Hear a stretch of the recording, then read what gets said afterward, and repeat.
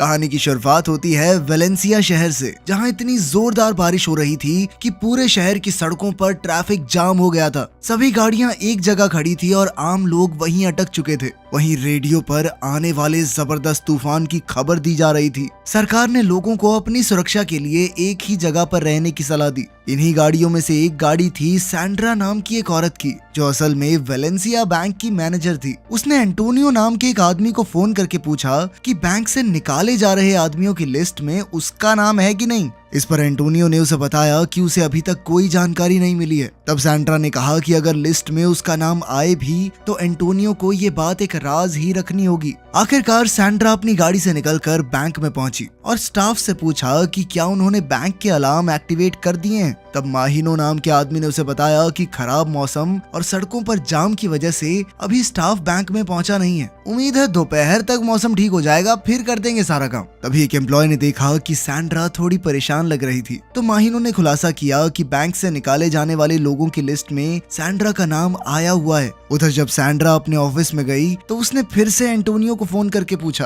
तब उसे पता चला कि उसका नाम सच में इस लिस्ट में आ चुका है, यानी उसकी नौकरी जाना तय है। ये सुनकर सैंड्रा काफी ज्यादा निराश हो गई। उसी समय अचानक हथियारबंद गैंगस्टर्स ने बैंक पर हमला बोल दिया। उनमें से कुछ ने बम वाली जैकेट भी पहनी हुई थी और जल्द ही उन्होंने सभी ऑफिसर्स को अपनी बंदूक से डरा दिया। वहीं दूसरी ओर सैंड्रा इस वक्त अपने ऑफिस में अपने रिश्तेदार वॉकन से बात कर रही थी। उसने वॉकन से मदद मांगी ताकि उसे नौकरी से ना निकाला जाए, मगर वॉकन ने उसे साफ कह दिया कि इसमें वो कुछ नहीं कर सकता। उसी समय अचानक गैलागो नाम का गुंडा अपने साथी जैक के साथ उसके ऑफिस में घुस गया और उन्होंने सैंड्रा के हाथ पैर बांधकर उसे बंदी बना लिया। इसके बाद वो अपने औजारों की मदद से बैंक की तिजोरी तोड़कर उसमें से पैसे चुराने की कोशिश में जुट गए। इसी के साथ उन्होंने जमीन में एक सुरंग भी बनानी शुरू कर दी, जिसके जरिए वो लूट का सारा माल बैंक से बाहर ले जाने वाले थे। वहीं दूसरी ओर गैंग का लीडर यूरुग्वायो बैंक के सभी लोगों को अपने इशारों पर नचा रहा था ताकि बैंक के बाहर किसी को भी इस डकैती की भनक न लगे। मगर तभी अचानक उसे एहसास हुआ कि एक आदमी ने ऑफिस का अलार्म बटन दबा दिया था। ये देखते ही यूरुग्वायो गुस्से से लाल पीला हो गया और उसने इस आदमी को बहुत बुरी तरह पीटा। फिर उसने पूरे बैंक को बम से उड़ाने की धमकी दी तो एक लड़की ने उसे बम धमाका ना करने के लिए भीख मांगी। लड़की ने कहा कि घर पर मेरा बेटा अकेला है, मेरा इंतजार कर रहा है, प्लीज रहम करो। तब यूरुग्वायो ने उस लड़की से कहा कि अपने बेटे को फोन कर ले, 5 मिनट दे रहा हूँ तुझे। फिर उसने सभी कैदियों को 1.5 मिनट का समय दिया ताकि वो अपने परिवार वालों से बात कर सके। खैर सच तो ये था कि यूरुग्वायो सिर्फ उन्हें डरा रहा था, जबकि असलियत में उसका किसी की जान लेने का कोई इरादा नहीं था। वहीं दूसरी ओर जल्द ही पुलिस को अलार्म सिग्नल मिला और वो समझ गए कि बैंक में चोर घुस आए हैं। फिर डिटेक्टिव डोमिंगो ने बैंक के नंबर पर फोन किया तो एक गुंडे ने फोन उठाया और कहा कि अगर उनका मकसद पूरा होने से पहले पुलिस ने बीच में आने की कोशिश की तो वो सभी कैदियों को जान से मार डालेंगे। अब गुंडों ने कैदियों की जान के बदले पुलिस से एक कार और एक प्लेन की मांग की, मगर डिटेक्टिव डोमिंगो ने कहा कि ये फैसला वो अकेले नहीं कर सकता, क्योंकि इसके लिए उसे बड़े ऑफिसर्स से इजाजत लेनी होगी। खैर बाद में गैलागो ने अपने बॉस को बताया कि यहाँ से भागने के लिए जो सुरंग उन्होंने बनाई थी वो जोरदार बारिश की वजह से भर चुकी है। अब उन्होंने आधा घंटा इंतजार करने का फैसला किया ताकि तब तक पानी का स्तर कम हो जाए। इस दौरान सैंड्रा ने गैलागो को बताया कि उसे नौकरी से निकाला जा रहा है। तब उसने गैलागो को एक खास तिजोरी लूटने की सलाह दी, क्योंकि उसमें ऐसा खुफिया राज छुपा है जिसके बाहर आते ही उनकी जिंदगी बदल जाएगी। मगर सैंड्रा ने शर्त रखी कि अगर वो पैसों का एक हिस्सा उसे देगा तभी वो उस खास तिजोरी के बारे में बताएगी। वहीं दूसरी ओर हम जोन्स नाम के एक नेता को देखते हैं जो इस वक्त एक हॉस्पिटल में कोमा में था। उसकी पत्नी मारियाना उसके साथ थी और तभी उसने टीवी पर बैंक में चोरी की खबर देखी। ये देखते ही वो बुरी तरह घबरा गई और उसने तुरंत डिटेक्टिव हुलियो को फोन करके पूछा कि क्या ये खबर सच्ची है। हुलियो ने कहा कि मुझे तो अब तक ऐसी कोई खबर नहीं मिली। खैर मारियाना ने बताया कि इस बैंक में उसके पति जोन्स की एक खास तिजोरी मौजूद है, अगर किसी ने भी वो तिजोरी खोल ली तो जोन्स बहुत बड़ी मुसीबत में पड़ जाएगा। तब हुलियो ने उसे शांत करते हुए कहा कि वो खुद इस मामले की जांच करेगा। फिर उसने ऑफिसर फेरान को फोन करके वो सब बताया जो मारियाना ने उससे कहा था। हुलियो ने कहा कि वो ये नहीं जानता कि उस तिजोरी में क्या है, पर जो भी है बहुत खुफिया चीज है। इसके बाद हम देखते हैं कि सैंड्रा गैलागो को स्क्रीन पर एक वीडियो दिखा रही थी जिसमें जोन्स सिक्योरिटी डिपॉजिट वोल्ट की ओर जा रहा था और उसके हाथ में एक हार्ड डिस्क थी जिसे वो तिजोरी में रखने वाला था। सैंड्रा ने बताया कि आज से कुछ साल पहले एक डिटेक्टिव ने उसके घोटाले का पर्दाफाश कर दिया था जिस वजह से वो काफी मुश्किल में फंस गया था। उस समय पूरे देश भर में उसके नाम की थू थू हो रही थी। तब जोन्स ने अपनी काली करतूतों के सारे सबूत और सरकार के उन लोगों की जानकारी जिन्होंने इस घोटाले में उसका साथ दिया था, सबका कच्चा चिट्ठा इस हार्ड डिस्क में भर के बैंक की तिजोरी में रख दिया था। अब गैलागो ने इस तिजोरी का नंबर बताने के बदले सैंड्रा को बैंक से चुराए बेशकीमती हीरे दिए। हीरे लेने के बाद सैंड्रा ने बताया कि उस तिजोरी का नंबर 314 है। उधर यूरुग्वायो ने डिटेक्टिव डोमिंगो को फोन करके बैंक में खाना भिजवाने को कहा।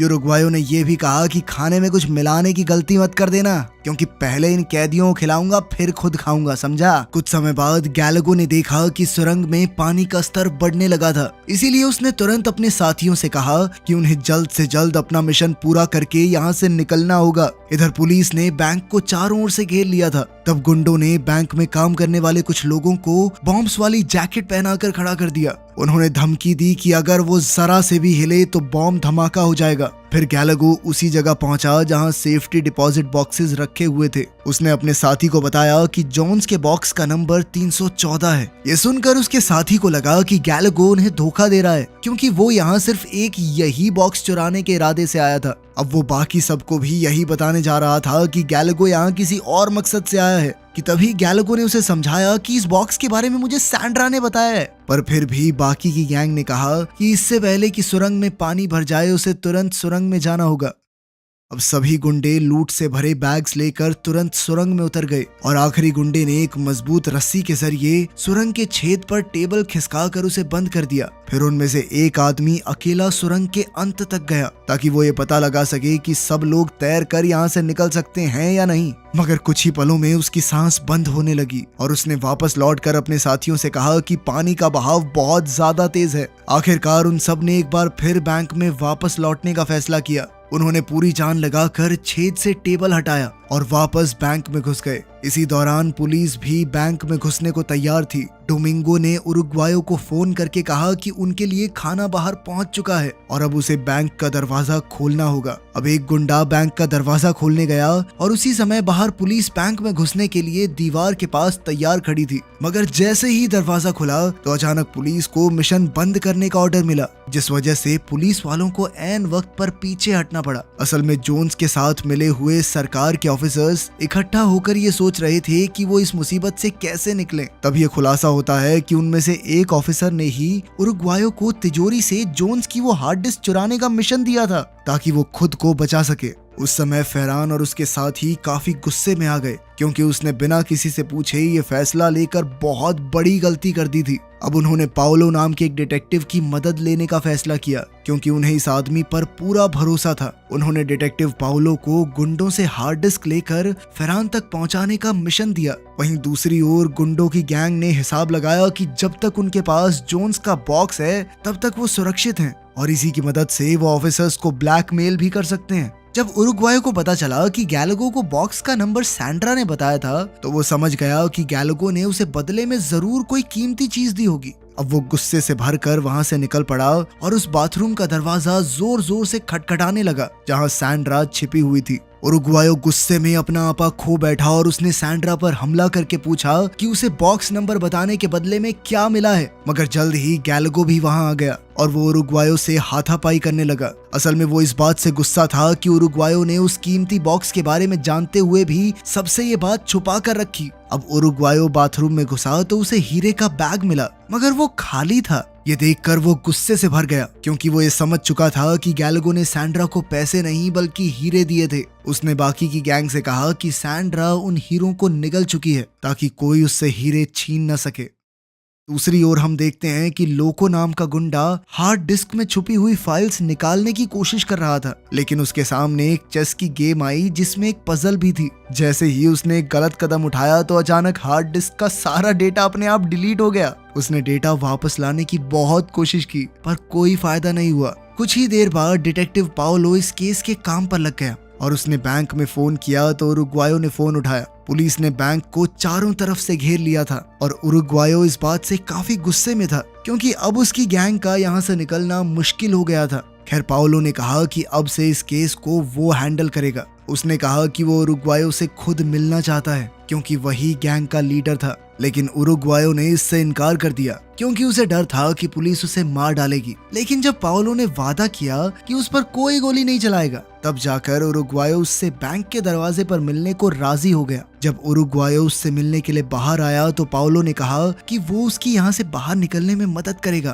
पर इसके लिए उरुग्वायो को पाओलो के सभी ऑर्डर्स मानने होंगे। आखिरकार जब उरुग्वायो बैंक में गया तो उसने अपनी गैंग को बताया कि पाओलो बैंक से भागने में उनकी मदद करने वाला है, पर उसके साथियों को शक हुआ कि ये पुलिस की चाल भी तो हो सकती है। तब उरुग्वायो ने कहा कि पाओलो के प्लान के मुताबिक वो साथ वाली बिल्डिंग की चौथी मंजिल पर जाएंगे और वहां से एक खिड़की के जरिए एक फ्लैट में चले जाएंगे। वहां पर उन्हें पुलिस की यूनिफॉर्म्स मिलेंगी जिन्हें पहनकर वो तुरंत फरार हो जाएंगे। इसके बाद लोगों ने उरुग्वायो को बताया कि उसकी गलती की वजह से हार्ड डिस्क का सारा डेटा साफ हो चुका है। ये सुनते ही उरुग्वायो गुस्से से भर गया और उसने लोगों को बुरी तरह पीटा। तभी ऐन वक्त पर गैलागो ने वहां आकर उरुग्वायो को शांत करने की कोशिश की, पर जैसे ही उसे सच्चाई पता चली तो उसने भी लोगों को बहुत पीटा। उन्हें एहसास हुआ कि यहाँ से निकलने का आखिरी जरिया भी उनके हाथ से निकल चुका था।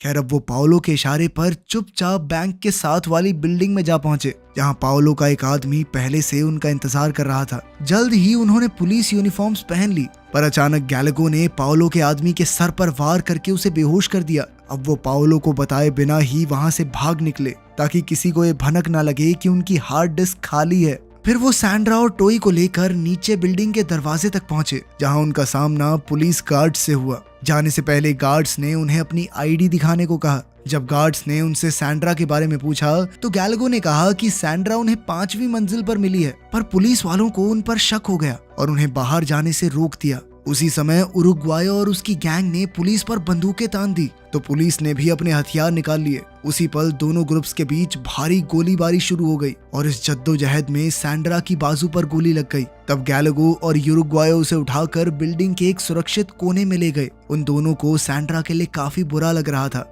अब उन्होंने सैंड्रा को यहीं छोड़कर जाने का फैसला किया ताकि आगे चलकर सैंड्रा की जान को खतरा ना हो। उरुग्वायो ने सैंड्रा से कहा कि पुलिस को ज्यादा से ज्यादा समय तक रोक कर रखना और फिर उसे अलविदा कहकर वो दोनों निकल पड़े। फिर उरुग्वायो ने पाओलो को फोन किया तो पाओलो ने कहा कि उसे अपनी करतूतों का फल खुद ही भुगतना होगा। पाओलो ने उसे खुद को पुलिस के हवाले कर देने को कहा, मगर उरुग्वायो ने साफ इनकार कर दिया और कहा कि अगर आधे घंटे में उसे और उसके साथियों को बाहर जाने के लिए गाड़ी नहीं मिली तो वो हर 15 मिनट बाद एक कैदी को जान से मारना शुरू कर देंगे। अब फोन कटने के बाद पाओलो ने हुलियो से बात की और उन्हें इस मामले से निपटने के लिए समझदारी से काम लेने को कहा। वो जानते थे कि ये गैंग बहुत खतरनाक है जो आज तक अपने प्लान में कभी फेल नहीं हुई। उन्होंने कहा कि उन्हें कैदियों की जान बचाकर इस गैंग को बैंक से बाहर भेजना होगा।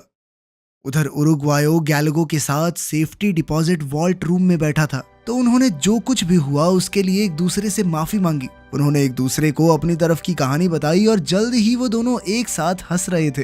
वहीं दूसरी ओर लोको को एक कैदी से प्यार हो गया। वैसे ये लोको उल्टे ही काम कर रहा है सारे मिशन में। खैर इसके बाद वो उस लड़की को एक सुनसान जगह पर ले गया। उसने इस लड़की को अपने लूट के माल से काफी सारा पैसा दिया और कहा कि वो इसकी मदद से अपना कर्ज चुका सकती है। लोगों ने कहा कि उसने ये पैसे एक भ्रष्ट नेता की तिजोरी से चुराए हैं जो आम लोगों के पैसे चोरी करके अपने खजाने भर रहा है। आखिरकार उस लड़की ने पैसे लेकर अपने कपड़ों में छुपा लिए और कमरे से बाहर चली गई। इधर उरुग्वायो और उसकी गैंग को लग रहा था कि चीजें उनके प्लान के मुताबिक नहीं हो रही तो उरुग्वायो ने एक तरकीब निकाली। उरुग्वायो ने पाओलो को फोन करके कहा कि वो एक सरकारी ऑफिसर से बात करना चाहता है। जब पाओलो ने इसकी वजह पूछी तो उरुग्वायो ने कोई जवाब नहीं दिया, बल्कि उसने धमकी दी कि अगर उसकी मांगे पूरी नहीं हुई तो वो किसी कैदी की जान नहीं लेगा, बल्कि अब वो जोन्स की उस हार्ड डिस्क का सारा डेटा पूरी दुनिया के सामने परोस देगा। ये सुनते ही तो पाओलो के होश उड़ गए क्योंकि वो भी उन भ्रष्ट पुलिस वालों में से था जो जोन्स के काले कारनामों में उसके साथ थे। अब जूलियो ने फेरान को फोन करके कहा कि उसे उरुग्वायो की गैंग से मिलकर खुद मामला सुलझा लेना चाहिए।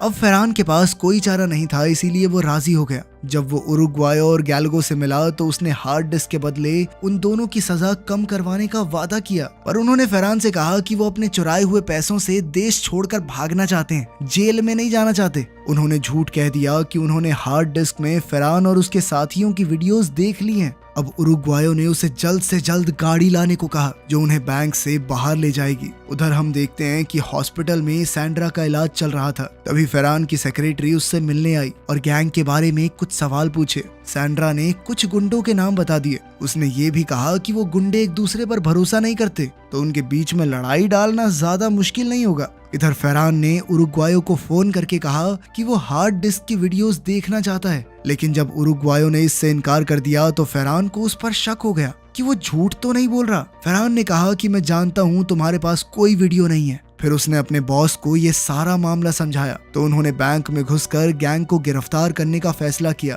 पुलिस ने धड़ाम से बैंक का दरवाजा खोलकर सभी कैदियों को तुरंत गिरफ्तार करके एक बस में बैठा दिया, मगर तभी ये खुलासा होता है कि उन गुंडों ने कैदियों के साथ कपड़े बदल लिए थे। जब तक पुलिस को इसका एहसास हुआ तब तक गैंग वहां से फरार हो चुकी थी। साथ ही उनकी लूट का सारा माल भी सुरंग के जरिए बाहर आ गया था, क्योंकि बारिश रुकने के बाद अब पानी का बहाव कम हो चुका था। आखिरकार पूरी गैंग बड़े आराम से देश छोड़कर भाग गई और एक नए सिरे से उन्होंने अपनी जिंदगी की शुरुआत की। वीडियो पसंद आई तो लाइक कर देना, चैनल को सब्सक्राइब कर लेना। मिलते हैं अगली वीडियो में।